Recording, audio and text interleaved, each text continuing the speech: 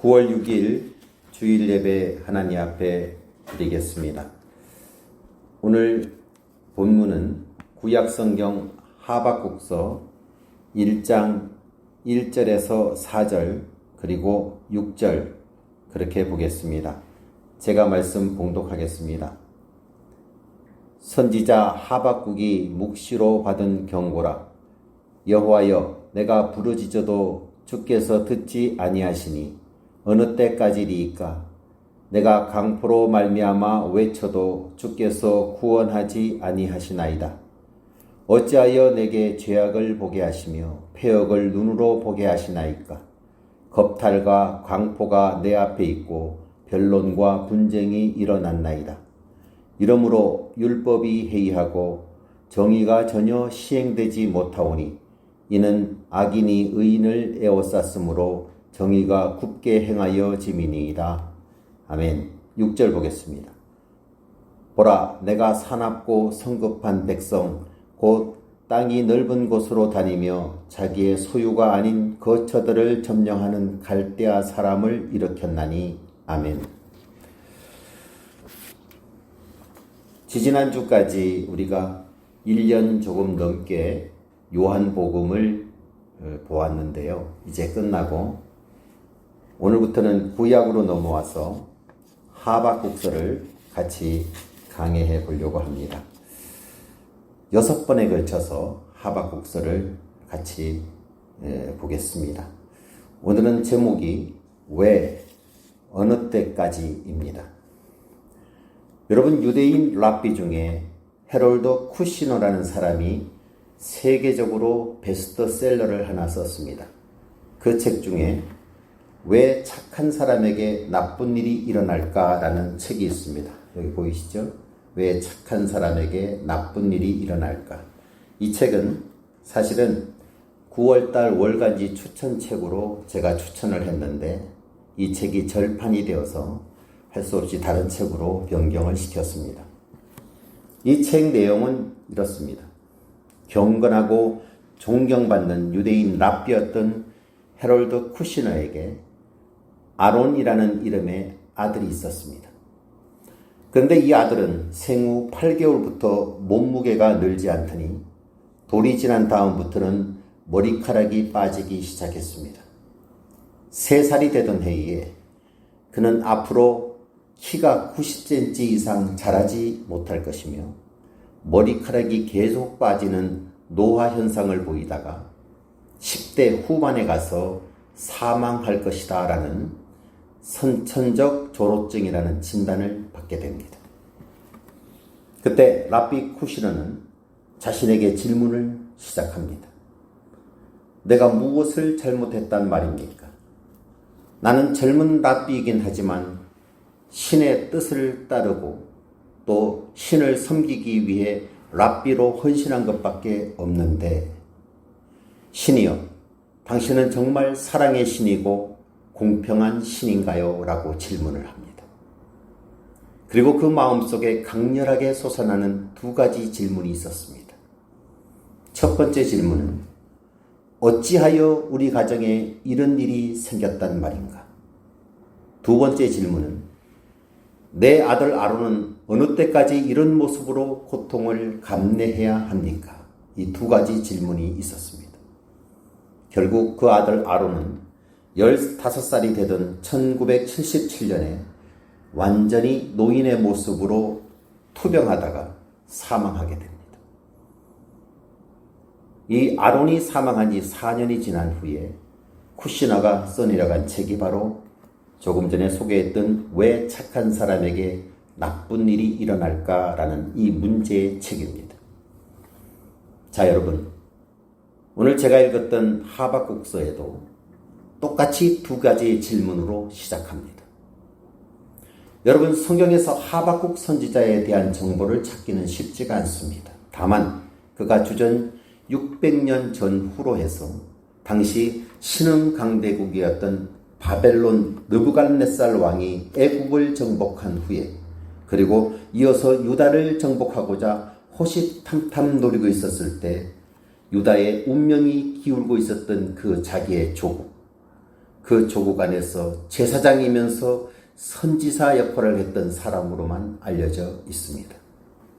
하박국의 이름의 뜻은 포용하다, 씨름하다 이 뜻입니다. 그 시대의 아픔을 껴안고 활동하던 종교 지도자였고 그 이름처럼 자기의 민족을 포용해서 끌어안고 살아갔던 선지자였습니다. 이 하박국이 하나님을 향한 두 가지 질문, 쿠시노와 똑같은 질문을 하게 됩니다. 하나는 어찌하여? 라는 질문입니다. Why? 라는 말을 씁니다. 3절 한번 다시 보십시오. 어찌하여 내게 죄악을 보게 하시며 패역을 눈으로 보게 하시나이까? 둘째는 어느 때까지니까? How long? 이죠. 자, 2절 보십시오. 여호와여 내가 부르짖어도 주께서 듣지 아니하시니 어느 때까지니까? 이 두 가지 질문을 갖고 있습니다. 여러분, 하박국서 강의 첫 번째 시간에 이 두 가지 질문이 우리에게 주는, 우리가 살아가면서 당하는 여러 가지 고난들, 근데 우리의 인간의 힘으로는 도저히 이해할 수 없는 고난, 그 고난의 세 가지 특성이 무엇인가를 살펴보고자 합니다. 자, 오늘 우리에게 오는, 앞으로 오게 될 고난, 그 고난의 세 가지 특성. 첫째는 고난의 보편성입니다.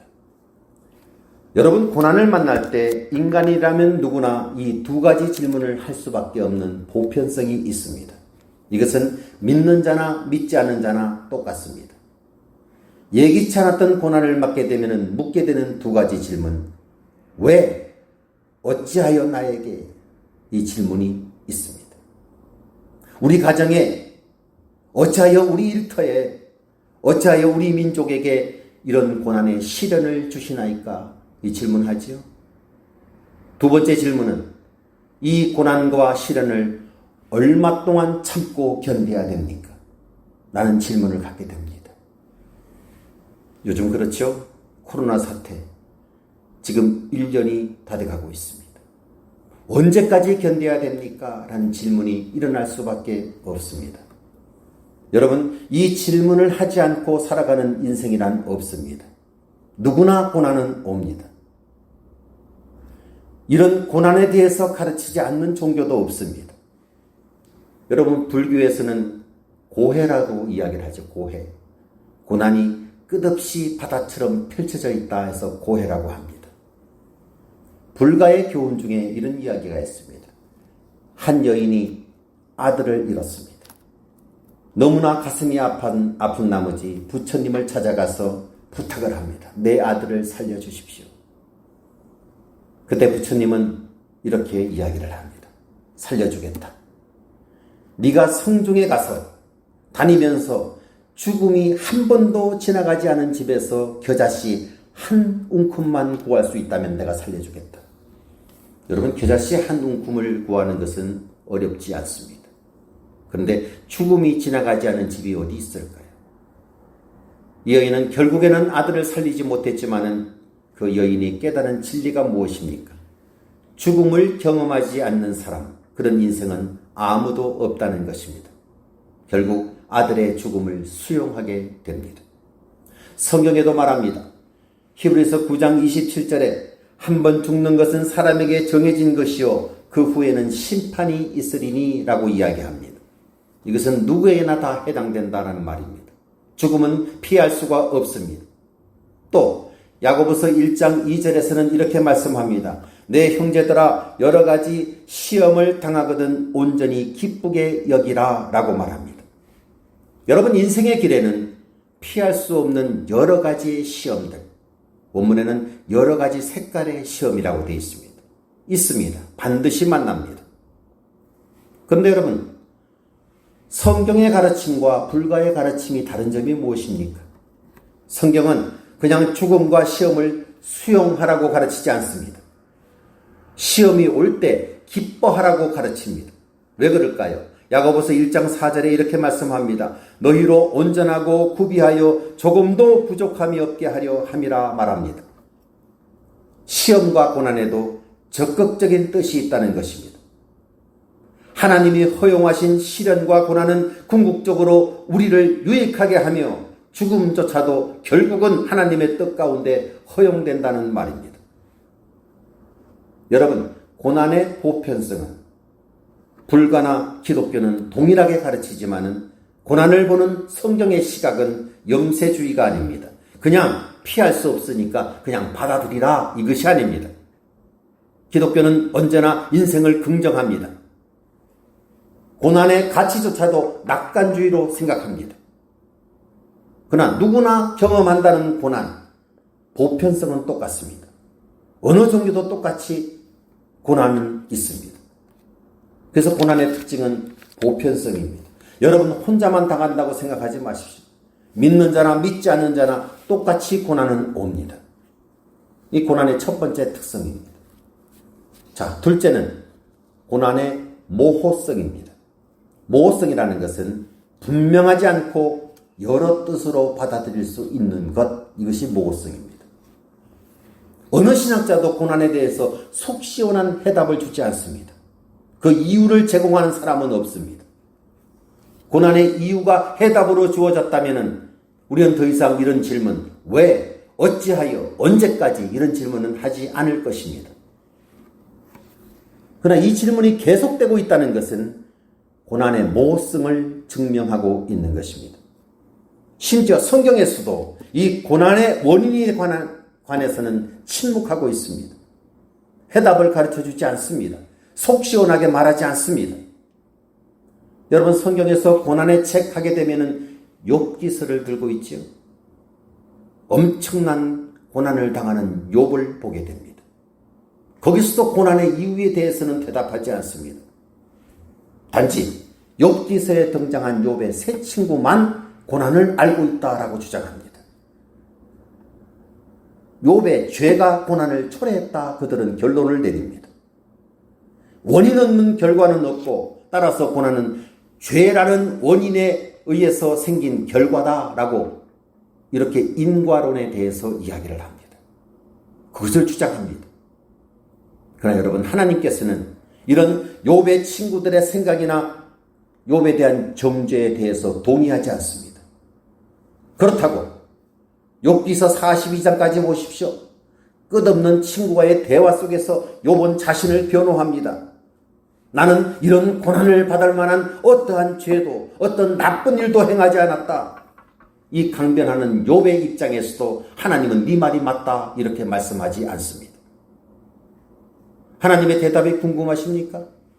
욥기서 38장 4절 말씀 보겠습니다. 내가 땅에 기초를 놓을 때에 내가 어디 있었느냐? 내가 깨달아 알았거든 말할지니라. 이상하게 말씀하시죠? 이게 답변입니다. 나는 창조자, 너는 피조물이라는 것입니다. 네가 창조자가 아니기에 너의 문제에 대한 인간적 이해는 한계가 있다라고 이야기합니다. 창조주와 피조물 사이에는 엄청난 괴리가 있는데 그것이 고난에 대한 우리의 이해를 모호하게 만든 것이다. 쉽게 말하면 이겁니다. 우리는 모르는 것이 너무 많기 때문에 우리는 피조물이고 인간이라는 것입니다. 또 이러한 모호성이 가능한 또 하나의 성경적 이유를 들라라고 얘기하면 하나님께서 우리에게 주신 자유에서 비롯됩니다. 여러분, 누군가가 내게 자유를 주고 일일이 그것을 간섭한다면 그것이 무슨 자유입니까? 더 이상 자유일 수가 없습니다. 하나님께서 우리에게 자유를 주셨을 때는 그 자유에는 하나님을 반역할 자유까지도 주셨습니다. 어떤 신학자는 이렇게 말합니다. 하나님이 인간에게 자유를 주셨을 때 하나님은 스스로 하나님 자신의 자유의 한계를 거으셨다라고 이야기를 합니다. 무슨 뜻입니까? 하나님은 전능자시지만 하나님은 못하시는 일이 있습니다.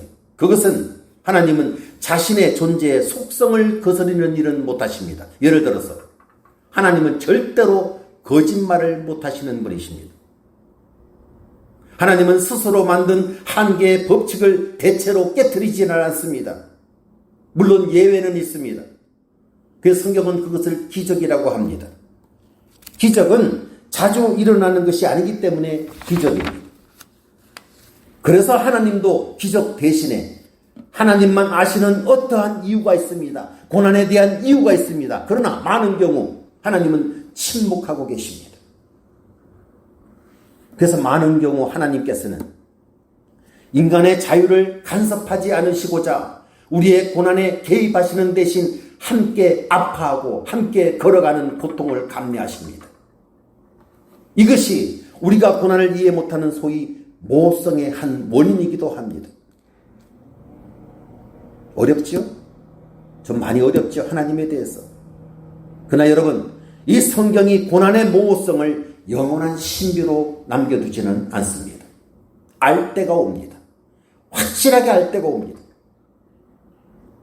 유명한 C.S. 루이스 교수의 표현을 빌리면 우리가 얼굴을 찾을 때까지, 그때입니다. 하나님의 얼굴을 볼 때까지. 책 한 권 또 소개시켜 드릴게요. 우리가 얼굴을 찾을 때까지. 참 좋은 책입니다. 이것에 대해서 사도 바울의 고백을 한번 보실까요? 고린도전서 13장 12절 말씀. 우리가 지금은 거울로 보는 것 같이 희미하나 그때는 얼굴과 얼굴을 대하여 볼 것이요. 지금은 내가 부분적으로 아나 그때에는 주께서 나를 아신 것 같이 내가 온전히 알리라. 이렇게 말씀합니다. 좀 이해가 안 가는 부분이 있죠? 거울로 보는데 희미할까요? 근데 여러분, 당신은 2000년 전에는 거울이 우리처럼 그런 거울이 아닙니다. 동판을 깨끗하게 닦아서 그걸로 비추어 보기 때문에 자세히 보이지 않습니다. 희미하게 보입니다. 잘 모르는 것이 너무 많지만은 주의 얼굴을 볼 때, 얼굴을 대하여 볼 때 확연하게 모든 것을 다 안다는 것입니다. 그때 우리는 비로소 이 땅에서 겪는 말도 안 되는 고난, 도저히 머리로는 이해할 수 없는 고난, 이것의 이유에 대해서 명백하게 알게 될 것입니다. 어쩔 수 없습니다. 그때까지는 계속해서 왜, 어찌하여, 어느 때까지 이 질문은 계속될 것입니다. 여기에 고난의 모호성이 있습니다. 그러나 그때까지입니다. 우리가 주님 앞에 설 때까지, 주의 얼굴을 배울 때까지, 그분이 다시 올 때까지입니다. 고난의 두 번째 특성, 아직은 모릅니다. 잘 모릅니다. 그 이유에 대해서 명쾌한 해답을 주지 않습니다. 그러나 언젠가는 알게 됩니다. 자, 세 번째, 이해 불가능한 고난의 세 번째 특성, 셋째는 고난의 관계성입니다. 여러분, 이것은 모든 믿는 자에게만 적용되는 것입니다. 지금까지 봤던 두 가지 질문, 왜, 어느 때까지, 여기에는 중요한 전제가 있습니다. 이 질문을 하는 대상이 있다는 것입니다. 그래서 믿는 자에게만 해당된다는 것입니다. 적어도 우리 그리스도인들에게 이 질문의 대상은 하나님이라는 것입니다. 내가 이 질문을 하면서 하나님께 다가가고 있다는 것입니다. 하나님과 관계를 계속해서 맺고 있다는 것입니다. 여러분, 이것이 하나님의 자녀된 그리스도인의 특권입니다. 하나님을 모르는 사람들은 질문을 할 때 이 질문을 자신에게 할 수밖에 없습니다. 대상이 없습니다. 죄악투성인 인간, 연약한 인간에게 백날 물어본들 무슨 해답을 얻을 수 있겠습니까? 오늘 본문의 하박국서의 하박국은 비록 불평할지언정, 불만을 토로할지언정 명백한 기도의 대상이 있었습니다. 그분이 바로 여호와 하나님이십니다. 2절 말씀 다시 보십시오. 여호와여, 내가 부르짖어도 주께서 듣지 아니하시니 어느 때까지리이까? 내가 강포로 말미암아 외쳐도 주께서 구원하지 아니하시나이다. 대상이 있습니다. 하나님께 기도하고 있습니다. 그리고 여러분, 3절에는 유대의 죄악의 리스트가 나옵니다. 3절 보십시오. 어찌하여 내게 죄악을 보게 하시며 패역을 눈으로 보게 하시나이까? 겁탈과 강포가 내 앞에 있고 변론과 분쟁이 일어났나이다. 당시 이스라엘 백성들, 유대 나라 백성들은 겁탈과 강포가 있었습니다. 폭력이 있었습니다. 4절에 보게 되면은 무율법의 상황, 율법이 필요 없습니다. 정의의 왜곡이 있음을 지적합니다. 당시의 유대 나라는 내적으로는 도덕적 부패, 무질서가 창궐하고 하나님의 말씀이 없었고 외적으로는 바벨론의 침략에 직면한 내후 외환의 위기에 직면하고 있었습니다. 그리고 여러분, 사실상 유대 민족의 부패에 대한 심판으로 하나님은 바벨론을 일으킬 것이다, 이 나라를 일으킬 것이다, 6절에서 말하죠. 보십시오. 보라, 내가 사납고 성급한 백성 곧 땅이 넓은 곳으로 다니며 자기의 소유가 아닌 거처들을 점령하는 갈대아 사람을 일으켰나니, 이 갈대아 사람이 바로 바벨론입니다. 하박국은 12절 이하에서 또 질문합니다. 하나님, 저 갈대아인들, 바벨론인들은 우리보다 더 악한 인간들입니다. 어째서 하나님의 선택된 백성을 징계하고자 더 악한 백성을 사용합니까? 라고 질문합니다. 거기에 대한 대답은 다음 시간에 말씀을 보겠습니다. 여러분, 제가 좀 전에 소개했던 C.S. 루이스의 우리가 얼굴을 찾을 때까지, 이 책 시간 되면 한번 보십시오. 좀 어렵죠. 어려운 책입니다. 쉬운 책은 아닙니다. 근데 굉장히 깊이가 있습니다. 의미심장한 책입니다. 여러분, 이 책에 보게 되면 오루알이라는 주인공 공주가 등장합니다.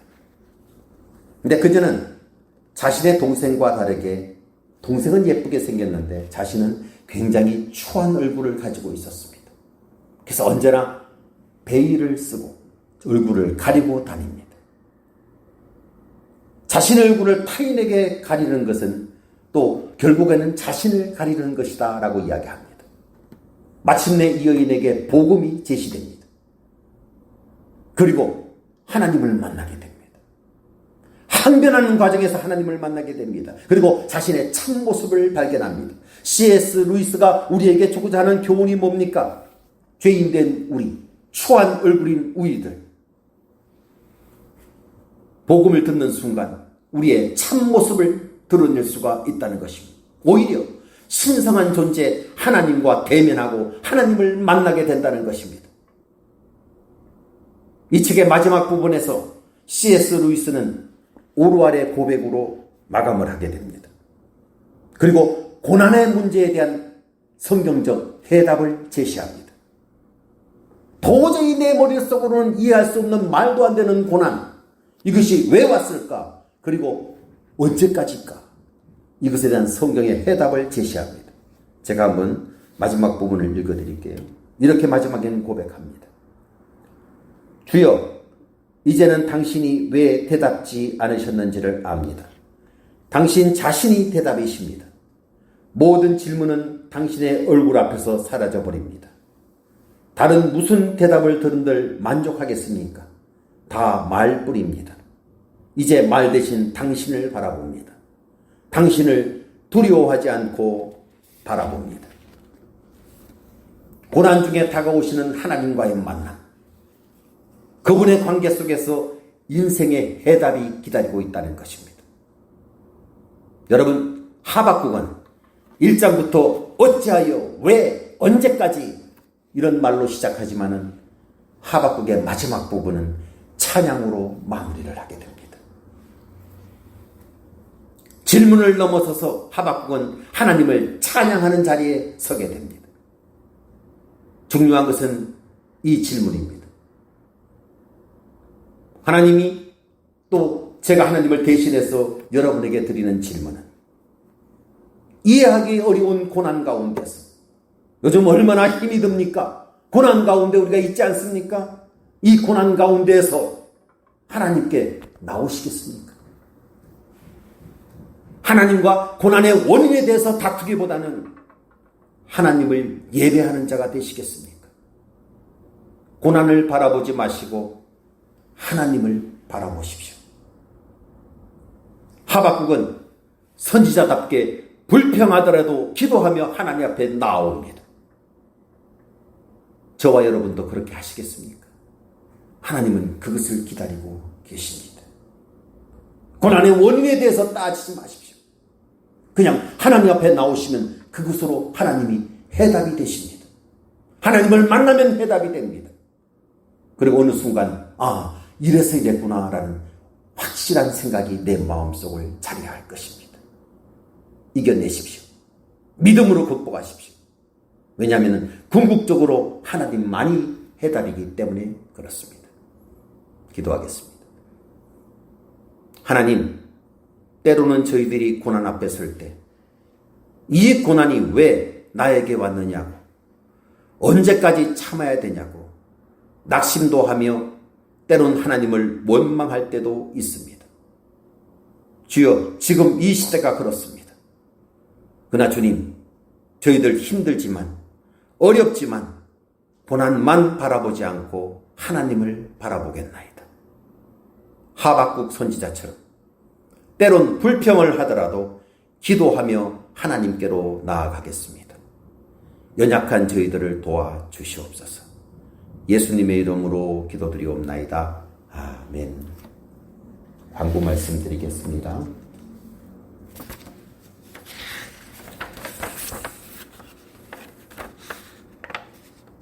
김현수 장로님 8개월째 귀국하지 못하고 계십니다. 위에서 기도해 주시고, 또 중국에 계신 박근범 집사 가족 위해서도 기도해 주시고요. 아직까지 완쾌되지 않으신 이분 집사님을 위해서, 김승진 형제를 위해서, 오동환 집사님을 위해서, 연로하신 어른들을 위해서 기도해 주십시오. 코로나19의 재확산으로 다시 온라인 예배로 예배를 드리고 있습니다. 빠른 시간에 정상적으로 대면 예배로 전환할 수 있도록 여러분 기도해 주십시오. 수요 예배는 당분간은 쉬겠습니다.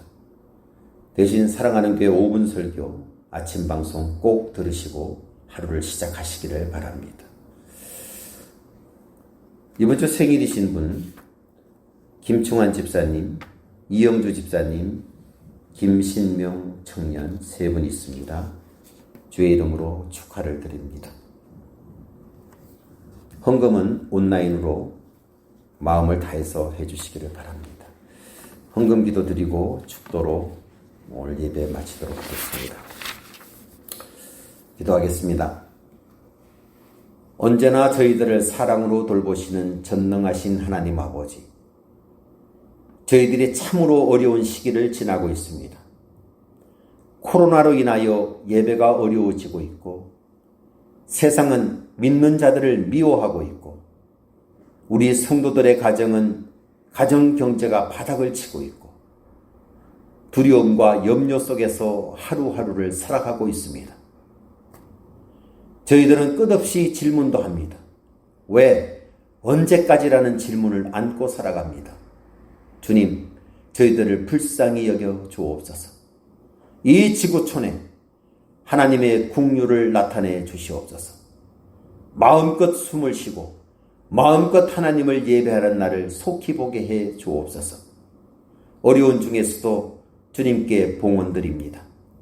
비록 온라인으로 예물을 드리지만 몸과 마음을 다해서 드리오니 주님 받아주시고, 우리 성도들에게 이 어려움 속에서도 넘치는 기쁨과 감사를 주시옵소서. 눈동자처럼 지켜주셔서 우리 성도들 안전하게 하옵소서. 특별히 면역력이 약한 어르신들, 어린아이들, 질병 중에 있는 성도들 살펴주옵소서. 중국 땅에 계신 장로님과 사업장, 대련교회를 주님 손에 의탁합니다. 사무엘 가족도 지켜주시고 출타 중인 성도들이 있다면 안전하게 보호해 주옵소서. 생일을 맞이한 지체들이 있습니다. 김충환 집사, 이형주 집사님, 그리고 김신명 청년, 하나님 마음껏 축복해 주시고 언제나 지켜주시며 어디를 가든지 하나님의 자녀다운 모습으로 살아가게 하시며 세상 살면서 물질 때문에 어려움 당하지 않도록 늘 돌보아 주옵소서. 이번 한 주간도 주님 의지하고 나아갑니다. 발걸음 걸음마다 보호해 주시옵소서. 예수님의 이름으로 기도드리옵나이다. 아멘. 축도합니다.